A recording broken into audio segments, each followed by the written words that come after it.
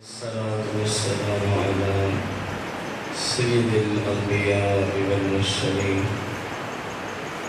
وعلى آله وأصحابه وأزواجه وعلماء ملته أجمعين أما بعد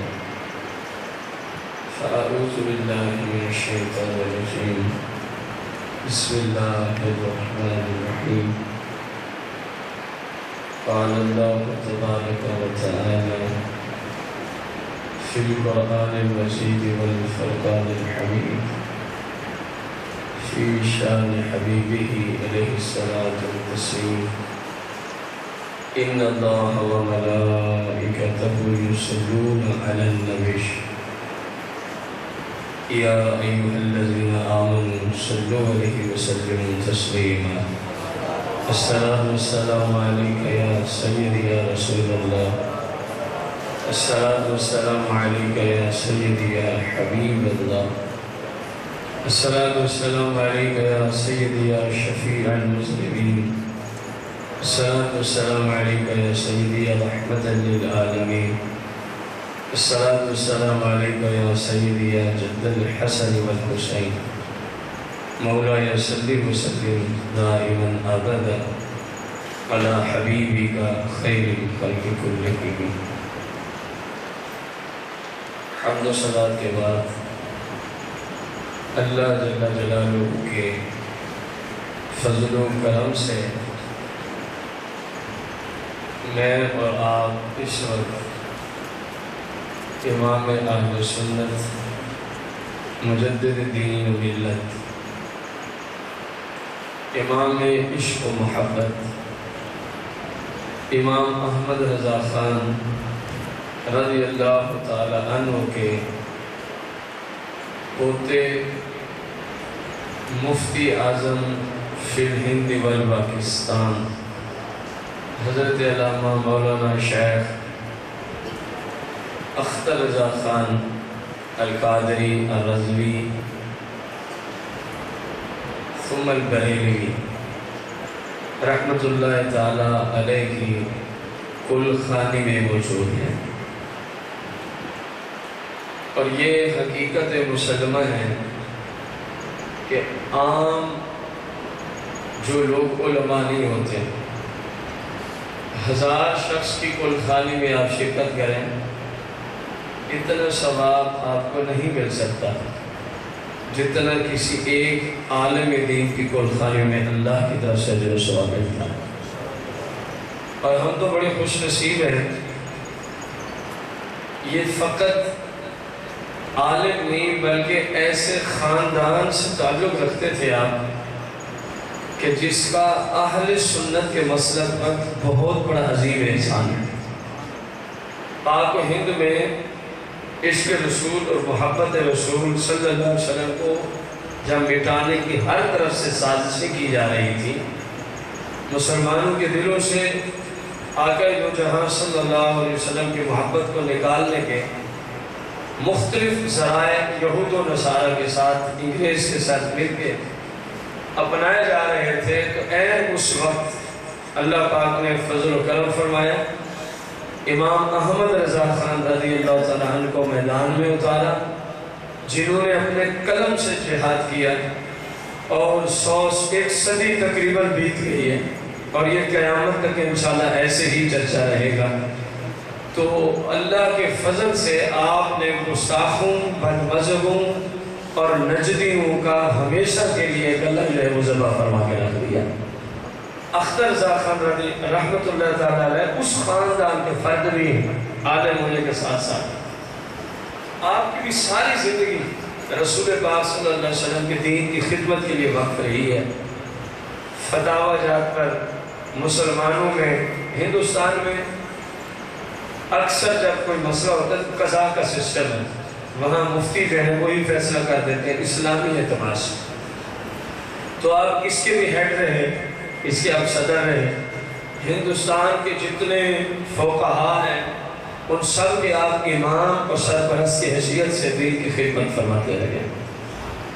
رسول اکرم نور مجسم صلی اللہ علیہ وآلہ وسلم نے ارشاد فرمایا اس وقت کی بات ہے کہ جب آپ صلی اللہ علیہ وآلہ وسلم کے سامنے دو شخصوں کا ذکر ہوا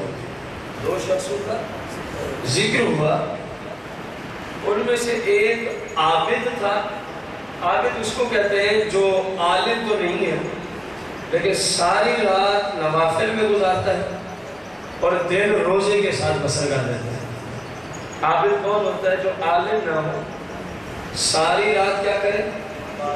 نوافل میں گزارے، اور جو اگلا دن آئے ہر دن سوائے سال کے 5 دنوں میں جن میں روزہ رکھنا حرام ہے وہ ہر روز ہی روزہ رکھے.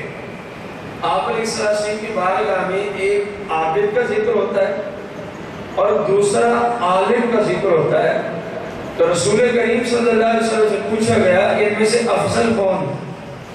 ان میں سے افضل، کیونکہ ہم ایک عالم کے اصالے ثواب کی محفل میں تو موضوع علماء اور علم کی شان پر ہی رکھا گیا. میرے آقا علیہ الصلوۃ والسلام نے ارشاد فرمایا فضل العالم علی العابد، یعنی عالم کی جو فضیلت ہے علی العابد، کس کے اوپر؟ عابد پر. فرمایا کفضلی علی ادناکم، کفضلی علی ادناکم او کما قال صلی اللہ علیہ وسلم. فرمایا جتنا اللہ نے مجھے، یعنی تاجدار مدینہ صلی اللہ علیہ وسلم فرما رہے ہیں، جتنا اللہ نے مجھے اپنے ایک امتی پر فضیلت دی ہے اتنی ہی عابد پر اللہ تعالیٰ عالم کو فضیلت عطا فرماتا ہے. آپ اندازہ لگ رہے ہیں کہ عالم لیکن دو شرطوں کے ساتھ صحیح العقیدہ ہو، گستاخ نہ ہو، اور شریعت کے مطابق عمل کرنے والا ہو، بد کردار نہ ہو. بد کردار، جب یہ دو چیزیں پائی جائیں کسی شخص میں تو اس کو کتنی بڑی فضیلت عطا فرمائی ہے. فرمایا جیسی میری ایک امتی کے اوپر اللہ نے فضیلت رکھی ہے، فضیلت و شان و شوقت و شرف میں ایک عالم کو رب نے عابد پہ اتنی ہی فضیلت عطا فرما رکھی ہے. حالانکہ آپ حدیث کو سمجھنے کی ایک اور اعتبار سے کوشش کرتے ہیں. آپ اتنے فرما دیتے کہ عالم کی شان عابد سے بہت زیادہ ہے. جواب مل گیا تھا کہ نہیں مل گیا؟ اپنی شان کے ساتھ تشبیہ دینے کا کیا مطلب؟ فضل العالم علی العابد کفضل علی ادناکم، یہ کہنے کی کیا ضرورت ہے؟ جواب تو یہ اتنا کافی تھا کہ انہوں نے پوچھا عابد کا مقام زیادہ ہے یا عالم شریعت کا مقام زیادہ ہے؟ آپ فرماتے جی عابد عالم کا مقابلہ کر ہی نہیں سکتا، بہت بڑی شان ہو جاتی، لیکن اپنی طرح منسوخ فرمایا فضل العالم علی العابد، عابد پر علماء اور عالم کا مقام اتنا ہی اونچا ہوتا ہے. کتنا؟ کفضلی علی ادناکم، فرمایا جتنا میرا مقام ایک عام امتی سے رب نے اونچا بنایا ہے. مطلب کیا تھا؟ کفضلی علی ادناکم فرما کے امت کو بتایا ہے جیسے ایک عام امتی اور میرے مقام، کہ میرا مقام عام امتی سے کتنا اونچا ہے کوئی مائی کا لال جان سکتا نہیں ہے. فرمایا ایسے ہی عابد سے علماء اتنے اونچے ہیں کسی مائی کے لال کی جھلک ہی نہیں بتا سکے کہ عابد پر عالم کی شان کتنے زیادہ ہے. اس لیے فرمایا کفضلی علی ادناکم، جیسے میری فضیلت ہے ایک ادنا امتی پر، پھر یہ بھی ساتھ ہے علی ادناکم، امتیوں میں سے بھی جو ادنا قسم کا امتی ہے شان و شوکت میں. فرمایا کسی عالم کی بات پہ نہیں کی، کسی فقیہ کی بات پہ نہیں کی، محدث و مفسر قرآن کی بات پہ نہیں کی. تو کیا ہمارے لیے یہ حدیث مبارکہ اس بات میں کم ہے کہ ہم اپنی اولاد کو رسول پاک صلی اللہ علیہ وسلم کی شریعت کا عالم بنائیں؟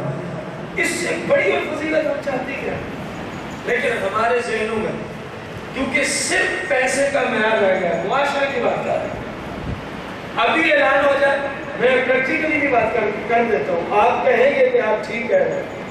ابھی گورنمنٹ کی طرف سے کیا ہو جائے؟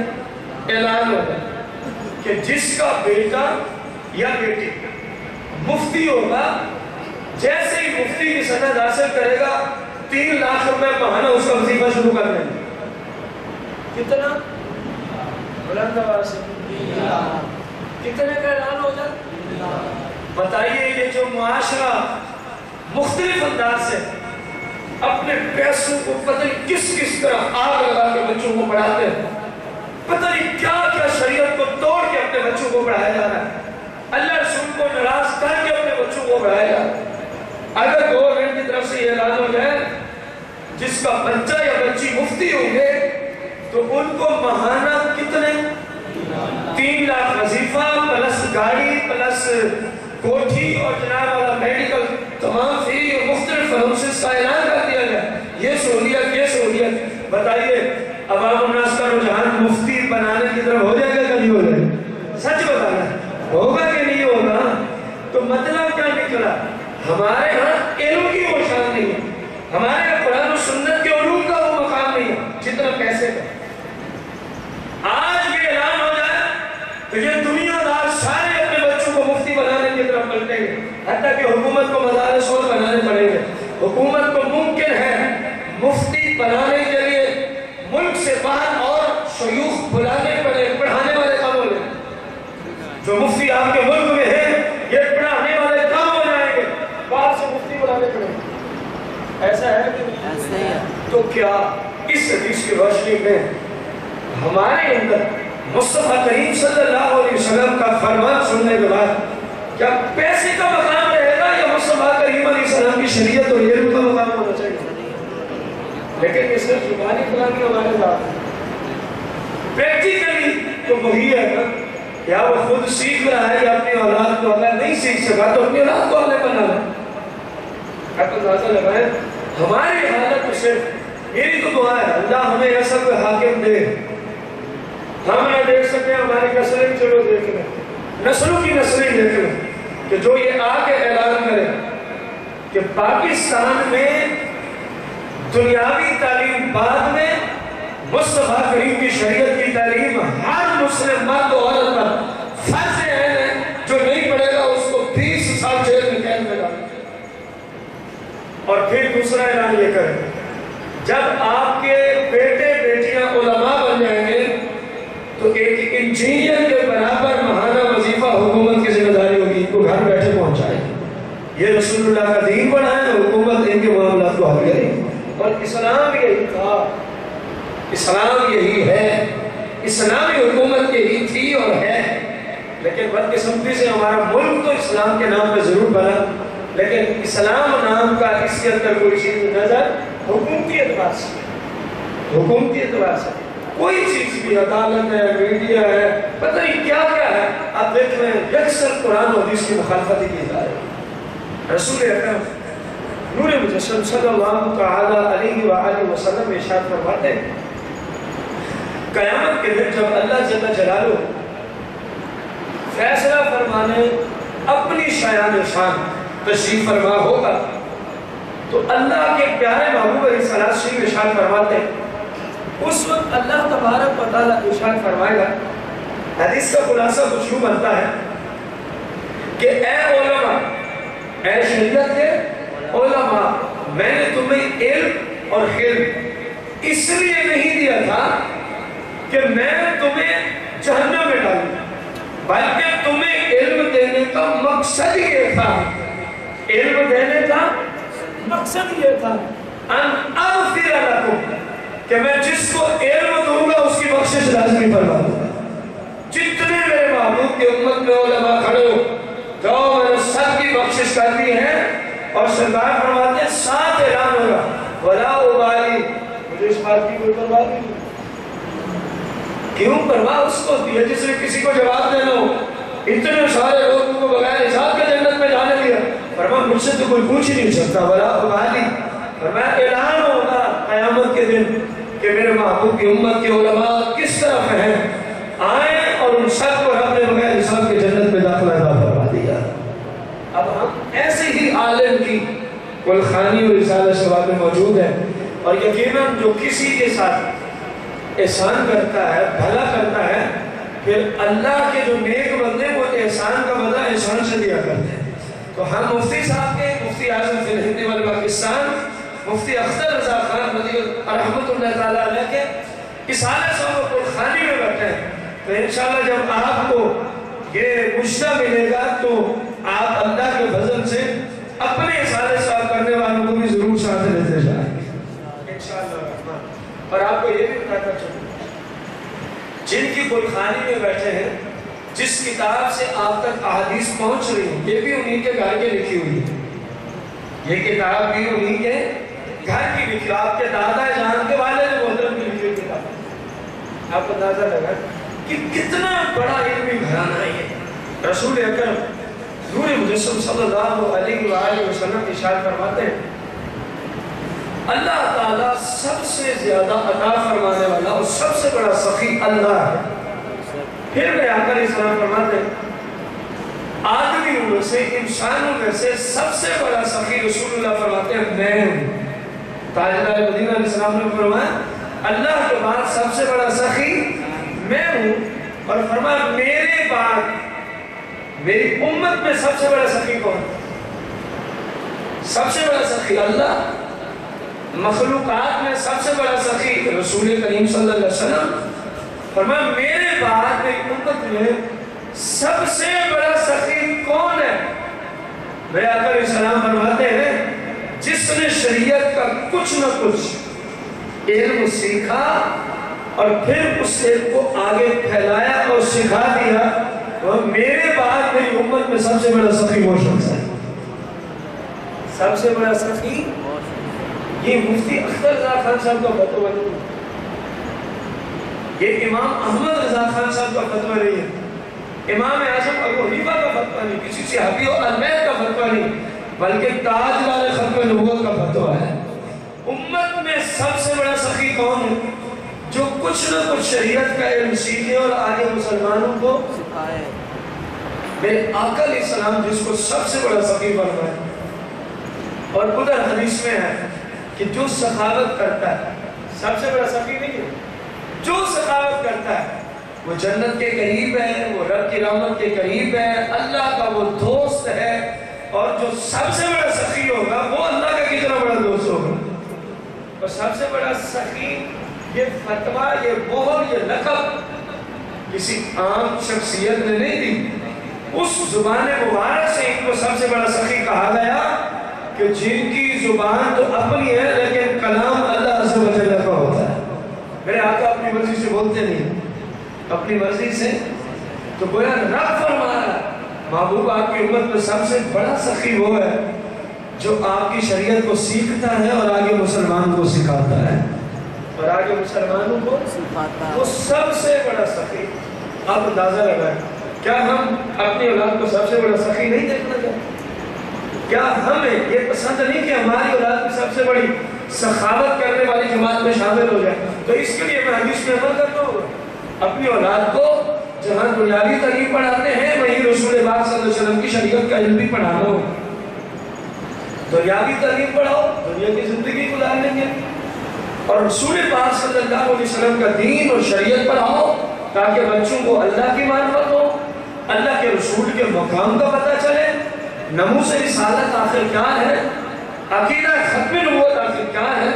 پتہ ہوگا تو کل کو پہلا دے دینا، پتہ ہوگا تو کہ ناموس صحابہ کیا ہے، ناموس اہل بیت کیا ہے، ناموس پنجتن پاک کیا ہے، ناموس فقہاء و مجتہدین و مفسرین و محدثین کیا ہے، ناموس اولیاء کیا ہے۔ ایک بندے کو پتہ ہی نہیں تو اس نے پہلا کیا دیا۔ جب پتہ ہوگا تو عقیدہ ختم نبوت سے کھیلنے والا اس کا باپ بھی ہوا تو وہ کبھی اپنے باپ کا ساتھ نہیں دے گا، وہ ساتھ اسی کا دے گا جو محافظ عقیدہ ختم نبوت ہوگا، بھلے وہ نہ اس کی برادری کا ہو، نہ اس کی قوم کا ہو، نہ اس کا رشتہ دار ہو، کیونکہ ہم کسی کے ساتھ کیوں کسی وقت تعاون کرتے ہیں؟ صرف اس لیے کہ یار آقا کریم علیہ السلام کا غلام۔ رشتہ داری کا معاملہ تو گستاخی کے معاملے میں دیکھا نہیں گا، آپ نے اپنے قریبی رشتہ داروں کو ذبح نہیں فرمایا، آپ کے تابع دار نہیں بنے تھے، آپ کے گستاخ تھے۔ تو اپنی اولاد کو شریعت کی طرف پلٹاؤ، اپنی اولاد کو دین کا علم سکھاؤ، انشاءاللہ ان کی برکت سے اللہ کا فضل اور رحمت آپ کو بھی ضرور پہنچے گا انشاءاللہ۔ آج اس میں رسول کریم رؤوف رحیم علیہ السلام سے امام غزالی نے احیاء العلوم میں اس روایت کو نقل کیا۔ اللہ تعالیٰ قیامت کے دن عبادت گزاروں کو اور اللہ کی رضا کے لیے جو جہاد کیا کرتے تھے مجاہدین کو فرمائے گا جاؤ میں نے تم کو بخش دیا، جاؤ میں نے تم کو بخش دیا۔ امام غزالی آگے روایت نقل کرتے ہیں علماء بھی کھڑے ہوں گے، علماء بھی کھڑے ہوں گے، عرض کریں گے یا اللہ یہ عجیب معاملہ ہے، یہ عبادت گزار جو ہے، یہ مجاہد جو ہے، ان کو تو ہم نے دین سکھایا تھا، یہ عبادت کی طرف تب ہی پڑھتے تھے، ہم ہی ان کو دین سکھاتے تھے، یہ مجاہد جہاد میں گئے تو ہمارے دین سکھانے کی وجہ سے گئے، یا اللہ ان کو تو بخشے، ہم لہن میں کھڑے، ہم میرے آقا علیہ السلام سے غور کریں کتنا پیارے جملے عطا فرمائے۔ اللہ تعالیٰ ارشاد فرمائے گا کہ ان کا معاملہ ہے صرف ان کی ذات کا، کہ ان کی بخشش ہوگی اکیلے جائیں گے، اور اے میرے محبوب کی شریعت کے علماء تمہارا میرے ہاں مقام مثل فرشتوں کے ہے، مثل فرشتوں کے ہے، تمہیں ابھی وہ درجہ ہم نے دینا ہے کہ یہاں کھڑے ہو جاؤ اور دیکھو تمہارے جاننے والا، تمہاری ہیلپ کرنے والا، تمہاری مدد کرنے والا، تم سے محبت کرنے والا، تم سے الفت رکھنے والا، تم سے دین سیکھنے والا اس مجمع میں کوئی کھڑا ہے تو علماء پہلے اس کو پکڑو، اس کی شفاعت کرو، تمہاری برکت سے لوگ جنت کو جائیں، تاکہ عوام کو پتہ تو چلے نا اولین و آخرین کو کہ جنہوں نے رسول پاک کی شریعت کو سیکھا مختلف مسائل کا شکار ہوتے رہے لیکن پھر بھی دین کو نہیں چھوڑتے تھے۔ آج میں تمہارا مقام لوگوں کو بتا دینا چاہتا ہوں کہ علماء کو رب نے کتنا اونچا مقام دیا ہے، اور تم جس کو جانتے ہو، جس سے تعلق ہے، اس کے حق میں شفاعت تم کرتے جاؤ، جنت کا پروانہ میں عطا فرماتا چلا جاؤ۔ تمہیں تو اس لیے روک رکھا ہے، تمہیں تو اس لیے روک رکھا ہے، کاش کہ ہماری اولاد ہی ایسی ہو جائے، جب اولاد دوسروں کی شفاعت کر رہی ہوگی تو امید ہے اس کو والدین بھی یاد آئی جائے۔ جب اولاد عالم آخر کسی کی اولاد تو ہوتے کہ نہیں ہوتے نا، اولاد ہی ہوتے ہیں، جب وہ ایسے شخص کی شفاعت کر رہا ہوگا یا اللہ اس نے مجھے فلاں دن تک پانی کا گھونٹ پلایا، باقاعدہ روایت، اس نے مجھے دین لکھنے کے لیے صرف سیاہی پیش کی تھی۔ آج کے دور میں ایک پنسل، وہ پہلا زمانہ تھا قلم علیحدہ اور سیاہی علیحدہ، آج کے دور میں 5-10 روپے کی پنسل کی کیا ویلیو ہے؟ اے مالک اس نے مجھے دین لکھنے کے لیے، فتویٰ لکھنے کے لیے، شریعت لکھنے کے لیے ایک پنسل دی تھی، اس کی بھی بخشش فرما دے۔ رب فرمائے گا جنت کے دروازے کھلے ہوئے ہیں، ایک پنسل دینے والے کی جب علماء بخشش شفاعت کروا رہے ہوں گے، شفاعت کر رہے ہوں گے، جنہوں نے اس کو جنت دیا تھا، جنہوں نے اس کو ساری زندگی اس کے اخراجات برداشت کیے تھے، تو وہ والدین کو بھول جائے گا۔ اللہ کی طرف سے جو مقام ہے وہ تو اپنی جگہ کھڑا ہے، تو بھائیوں اپنی قبر و آخرت کو سامنے رکھتے ہوئے، محشر کی سختیوں کو سامنے رکھتے ہوئے، علماء بھی بھوکے نہیں مرے۔ آپ کے زمانے میں کتنے علماء ہیں جو بھوکے مر رہے ہیں؟ آپ سے سوال، ترتیب کا معاملہ میں نہیں چھوڑا، وہ علیحدہ چیز۔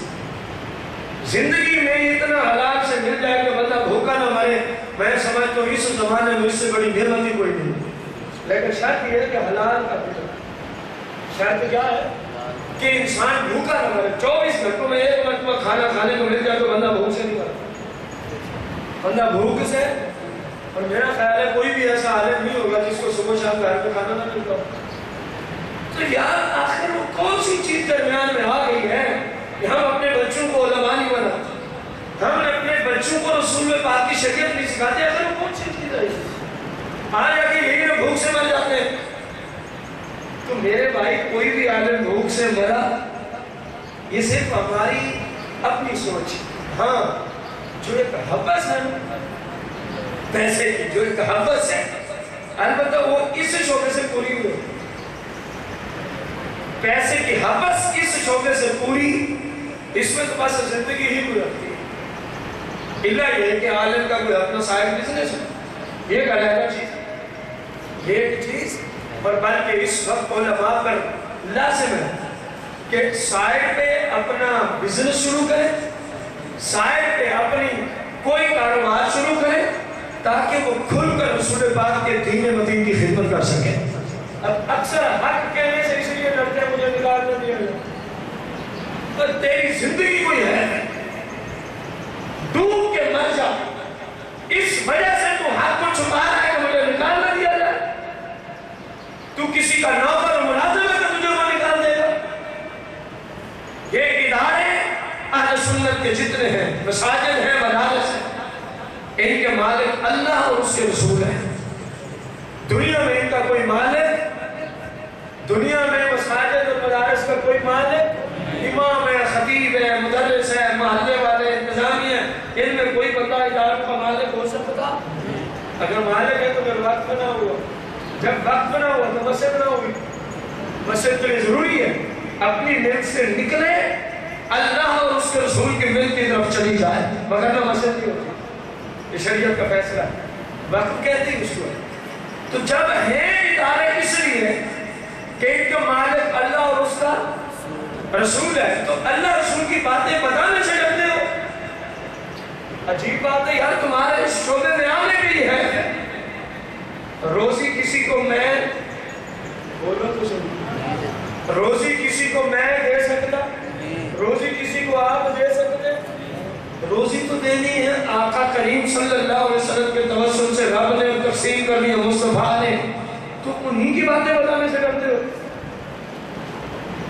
عجیب حالت ہے تمہاری۔ لیکن باتیں بتانے کا کوئی طریقہ بھی ہوتا ہے، الٹی سیدھی باتیں بتا کر فتنے کھڑے کرنا اس کی اسلام میں اجازت ہے؟ جو شریعت ہے وہ لوگوں کو بتاؤ، جو میرے آقا علیہ السلام کے فرامین عالی شان ان لوگوں تک پہنچاؤ۔ ڈرا نہ کرو، میں سود میں بولا تو فلاں چودھری صاحب سودی کاروبار کرتے ہیں، میں نے داڑھی پہ کلام کیا تو فلاں محلے دار کی اپنی داڑھی نہیں ہے، میں نے جناب پردے پہ کلام کیا تو اکثر گھروں میں بے پردگی ہے، میں نے فلمیں ڈرامے گانے والے پہ کلام کیا تو پتہ نہیں لوگ کیا کریں گے۔ کچھ بھی نہیں کرتے، تیرا حق یہ ہے اللہ کے رضا کے، کسی ایک بندے کو ذہن میں رکھتے ہوئے نہیں۔ اللہ ورنہ تیری نیت کو جانتا ہے کہ تو کسی ایک بندے کی بے عزتی کے لیے کلام کر رہا ہے، یا تیرے ذہن میں کڑن ہے کہ یار میرے مسلمان بھائیوں تک رسول پاک کی شریعت پہنچے تاکہ اپنے آپ کو بچائے۔ تیرا ذہن یہ ہو، تیرا نظریہ یہ ہو، میں مسلمانوں کو گناہوں سے بچانے کی غرض سے اور اللہ کی طرف بلانے کی غرض سے رسول پاک کی شریعت پیش کر رہا ہے، تو تجھے کوئی خوف نہیں ہونا چاہیے، اللہ سے ڈرنا چاہیے۔ ہر مسلمان کو کس سے ڈرنا چاہیے؟ اللہ سے ڈرنا چاہیے۔ اب غور کرو، ہم آخر اپنے بچوں کو علماء تھوڑی بنائیں، اور کتنی بڑی بات فرمائی ہے، اللہ علماء سے فرماتا ٹھہر جاؤ، تم نے اکیلا نہیں جانا، جن جن کو جانتے ہو ان کی شفاعت کر کے ان کو بھی اپنے ساتھ جنت کی طرف لے جاؤ۔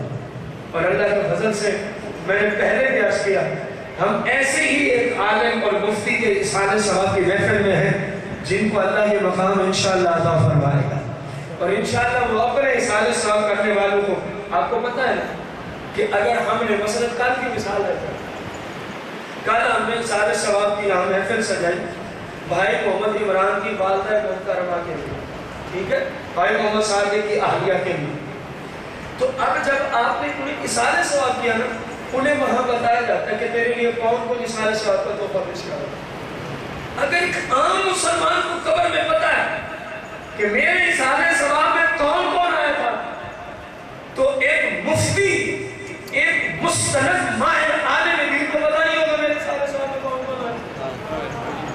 اور آپ کی قدرت ہے، وہاں فرشتے بتاتے ہیں، اور یہ قانون ہے جب آپ کسی کو تحفہ دیتے ہیں تو وہ آپ کی طرف مائل ہوتا ہے۔ میرے آقا کی حدیث ہے کہ تحائف ایک دوسرے کو پیش کرو، محبت بڑھے گی، کینہ اور بغض دور ہوگا۔ اب ہم کتنا بڑا تحفہ پیش کر رہے ہیں مفتی اختر رضا خان صاحب رحمۃ اللہ تعالیٰ علیہ کو، حدیث کی روشنی میں، روایات کی روشنی میں، کسی شخص کو دنیا میں پورے جہان کا مالک بنا دیا جائے، فرمایا اتنا خوش وہ نہیں ہوتا جتنا آپ کسی کو احسان ثواب کا تحفہ بھیجتے ہیں، جتنا قبر میں وہ بندہ خوش ہو جاتا ہے۔ اتنا بڑا تحفہ آپ پیش کر رہے ہیں، اور امام اہل سنت کے پوتے کو پیش کر رہے ہیں۔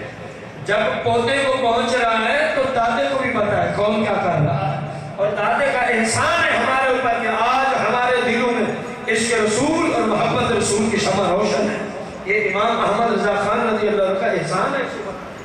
کوئی مانے نہ مانے، یہ بات پکی ہے، احسان آپ ہی کا ہے، آپ پہ اللہ کا کرم، آگے امت پہ آپ کا احسان ہے۔ تو علماء کیا کریں گے؟ لگتا ہے پچھلی بات ہی بھول گئی ہے۔ علماء جن کی چاہیں گے اللہ کے حکم سے شفاعت کریں گے، ان کو اللہ کے حکم سے کہاں پہنچائیں گے؟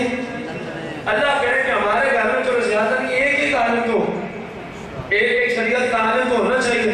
اتنی دشوار گزار دن میں انشاءاللہ جب کوئی بھی پوچھ رہا ہوگا تو آپ کی اپنی نسل جو کھڑی ہوگی، مالک یہ میرا بھائی ہے، یا اللہ یہ میری بہن ہے، یہ میری پھپھو ہے، یہ میری خالہ ہے، یہ میرا فلاں ہے، یہ میرا مالک، اس کو اللہ فرماتا ہم نے تو اجازت دے رکھی ہے، اشارہ تو کرتا جا، جنت کے باب کھلتے جا، جنت کے باب کھلتے جائیں گے۔ ذرا غور کیجئے گا، حدیث مبارکہ میں جو مسلمان شریعت کا ایک باب کچھ حصہ علم کا اس لیے سیکھ رہا ہے، اس لیے اب علماء دن رات لائبریری میں بیٹھے ہیں، کیوں؟ آپ سے سوال، وہ جو دین سیکھ رہے ہیں، پڑھ رہے ہیں، ان کو سیکھنے پر اوپر سے پیسے کی بارش ہوتی ہے، تو کیوں پڑھتے ہیں؟ کیوں دن رات لاکھوں روپے انہوں نے کتب پہ لگائے ہو، لاکھوں روپے کی علماء کی لائبریری میں ہوتی ہے، تب جا کے بندہ دوسروں کو بتانے کے قابل ہوتا ہے۔ کسی بھی فن کا کاریگر ہو، اس کے پاس متعلقہ اوزار نہ ہو، وہ کسی کا ہوتا ہے؟ تو علماء جو شریعت کے ماہر ہیں، ان کے اوزار رسول پاک کی شریعت کی کتابیں ہیں۔ بہت بڑا ماہر ہو علم طب کا، بہت بڑا ماہر ہو، بہت بڑا ماہر ہو، اور جو چیزیں ضروری ہیں اس کے لیے، اس کے پاس وہ اوزار ہی نہ ہو تو وہ کیا کرے؟ جی پاکستان کا سب سے بڑا سرجن ہے، ٹھیک ہے جی، جب آپریشن میں کھڑا ہوا تو اوزار میں سے کوئی چیز بھی اس کے نہ دو تو کیا کرے گا سرجن؟ تو علماء کے اوزار رسول پاک کی شریعت کی کتب ہے، اگر ہے تو کچھ کر سکے گا، اگر نہیں ہے تو پھر یہ کچھ بھی، پھر یہاں بندے کی طرح ہے۔ اب یہ جو دن رات کتب کے اندر بیٹھے ہیں، کیوں؟ سیکھوں گا آگے، مسئلہ کسی نے پوچھا تو اس لیے دن رات بیٹھا ہے کہ یار میں نے اپنے بھائی کو مسئلہ بتانا، میں نے اپنے بھائی کو اس کی فضیلت سنی ہے۔ میرے آقا علیہ السلام فرماتے ہیں جس نے کسی شریعت کے باب میں سے ایک باب علم اس لیے سیکھا کہ وہ دوسروں کو سکھائے گا، دوسروں تک وہ دین کی باتیں پہنچائے گا، تو میرا رب اس کو سیکھنے پر، پڑھنے پر، اس عالم کو میرا رب 70 صدیقوں سا اجر و ثواب عطا فرما دے۔ ایک صدیق نہیں، 70 صدیقوں کے برابر۔ ایک صدیق ہی بہت بڑی شان اور مقام رکھنے والا ہوتا ہے، اور اس کو کتنے صدیقوں کو اللہ اجر دیتا؟ 70 صدیق۔ سیدنا امام غزالی رضی اللہ تعالیٰ عنہ نے بات کیا کہ عالم شریعت فضیلت بہت زیادہ، اس لیے میں جملے پھر بولنے لگا ہوں، صحیح العقیدہ عالم ہو اور میرے آقا کریم علیہ السلام کی سیرت و سنت کا بہتر عالم، شریعت کی مخالفت نہ کرتا ہو، ایسے عالم کا دیدار کرنا کتنا بڑا ثواب ہے۔ امام غزالی رضی اللہ عنہ فرماتے ہیں کہ عالم دین، عالم شریعت، باعمل عالم کو صرف ایک نگاہ دیکھنا، صرف کتنی بار؟ ایک نظر، جیسے میں نے نظر اٹھائی علی عظیم صاحب، ایک مرتبہ عالم باعمل صحیح العقیدہ عالم کو دیکھنا، ایک سال کی نفلی نماز اور ایک سال کے نفلی روزوں سے اللہ اس دیکھنے والے کو زیادہ اجر و ثواب عطا فرما دے۔ آپ کو اندازہ تو لگا جن کی زیارت کرنے والوں کا یہ مقام ہے، جن کو دیکھنے والوں کا یہ مقام ہے، اللہ کے ہم کا اپنا کتنا اونچا مقام ہوگا۔ ہم نے حدیث سنی، سنائی، پڑھی، پڑھائی، آپ نے بھی سنی کہ اپنے والد یا والدہ کو ایک نظر بندہ دیکھے تو ایک نفلی مقبول حج کا ثواب ملتا ہے۔ علماء سے آپ سنتے ہیں کہ جو شیخ آپ کو رسول پاک کی شریعت پڑھاتا ہے، آپ کے والدین سے بھی اس کا مقام آگے ہے آپ کی طرف نسبت کرتے ہوئے۔ اس حدیث سے کچھ سمجھ آیا کہ وہاں دیکھیں تو صرف ایک نفلی حج کا ثواب، اور علماء کو دیکھیں تو ایک سال کے نفلی روزوں سے زیادہ ایک سال دن رات نفلی عبادت میں بندہ کھڑا ہو جائے، فرمایا اس سے بھی زیادہ ثواب تو رب اس کو دیتا ہے جو کسی عالم کو صرف ایک مرتبہ محبت کی نگاہ سے دیکھ لیتا ہے۔ اب اللہ جانے کہ علماء کا مقام کتنا اونچا ہے، علماء کا مقام کتنا اونچا ہے۔ مفتی اختر رضا خان الازہری، مفتی اعظم فی الہند و پاکستان کا جب انتقال ہوا نا، روایات کی روشنی میں، قرآن اور حدیث کی روشنی میں، یہ زمین بھی روتی رہی، یہ آسمان بھی روتا رہا۔ کیوں؟ جس جگہ عالم بیٹھ کر دوسروں کو رسول پاک کی شریعت سکھاتا ہے نا، وہ زمین کا ٹکڑا دوسری زمین پر یوں کلام کرتے ہوئے فخر محسوس کرتا ہے، اب میں تجھ سے افضل ہوں۔ زمین کا ٹکڑا کہتا ہے میں تجھ سے، پوچھتا ہے تیرے اندر افضلیت کہاں سے آ گئی؟ کہتا ہے تیرے اوپر عالم نہیں بیٹھا، میرے اوپر رسول پاک کی امت کا ایک عالم بیٹھا ہوا ہے، وہ دین سکھا رہا ہے۔ جہاں بیٹھ کے علماء دین کا درس دیتے ہیں، جب علماء دنیا سے چلے جاتے ہیں وہ جگہ ہوتی ہیں جہاں جہاں سے علماء چل کے آتے ہیں، ان کے قدم لگتے ہیں، زمین کے وہ حصے ہوتے ہیں۔ آسمان کیوں ہوتا ہے؟ قرآن میں مسئلہ موجود ہے، قرآن میں مسئلہ ہے۔ روزانہ جو ان کی شریعت پڑھانے، پڑھنے، عمل کرنے، کروانے کی نیکی آسمان کی طرف چلتی ہیں، جب یہ دنیا سے چلے جاتے ہیں وہ معاملہ بند ہو جاتا ہے۔ فرمایا آسمان بھی روتا ہے کہ مالک آج تیرا وہ بندہ نہیں ہے، آج تیرا وہ بندہ نہیں ہے۔ تو جس ہستی پر زمین و آسمان روئے، آپ کیا سمجھتے ہیں اللہ کے اس کا چھوٹا مقام ہوتا؟ اور اللہ کا کتنا فضل ہے آپ پر۔ ایسی ہستیوں میں سے ایک ہستی کے سالہ صحاب نے رب میں آپ کو بیٹھنے کی توفیق عطا فرما رکھی ہے، جن کے جانے پر زمین و آسمان ہوتے ہیں، جن کے جانے پہ زمین و آسمان ہوتے ہیں۔ رسول کریم رؤوف الرحیم علیہ الصلوۃ والتسلیم کی امت کے علماء میں سے ایک عالم امام محمد رضی اللہ تعالیٰ، امام اعظم ابو حنیفہ کے شاگرد خاص، آپ کا جب انتقال ہوتا ہے تو کسی نے آپ کو خواب میں دیکھا اور پوچھا اللہ تعالیٰ نے آپ کے ساتھ کیا معاملہ فرمایا؟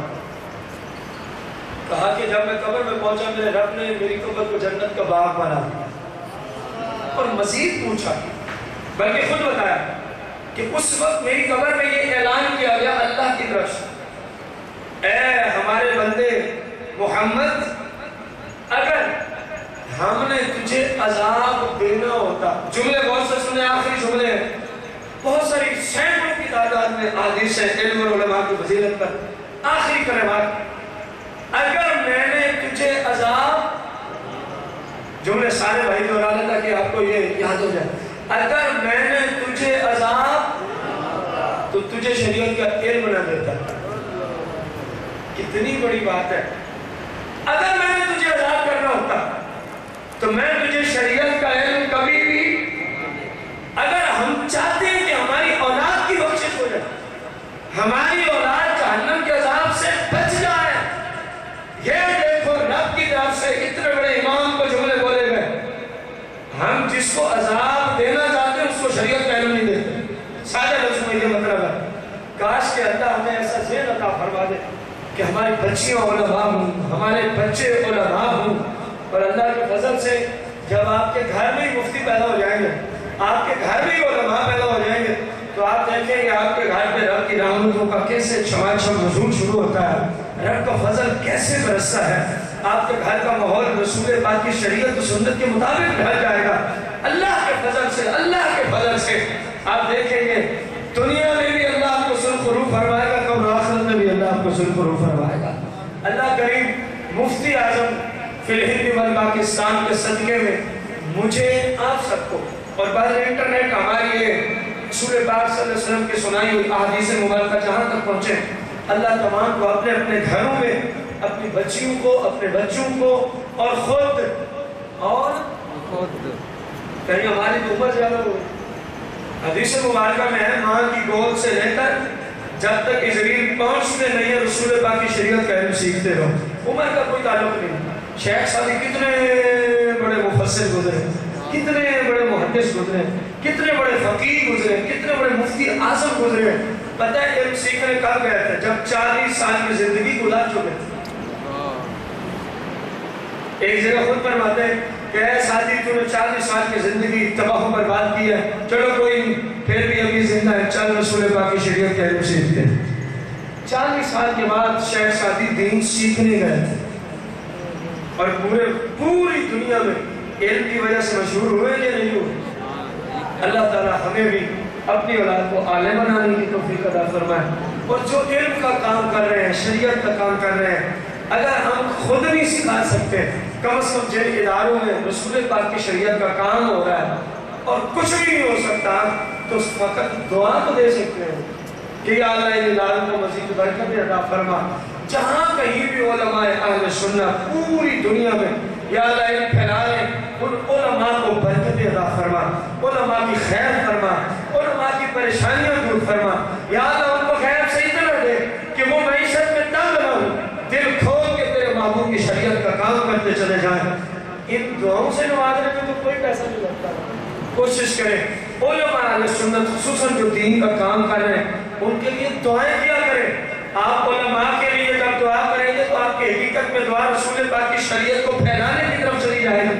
جب آپ علم پھیلانے کی دعائیں کریں گے تو میرے رب کا آپ پہ فضل ہو جائے گا، میرے رب کا آپ پر کرم ہو جائے گا۔ اللہ تعالیٰ ہمیں علماء دین والوں سے محبت تعلق اور رشتہ رکھنے کی توفیق عطا فرمائے۔ آمین بجاہ نبی کریم علیہ الصلوۃ والتسلیم۔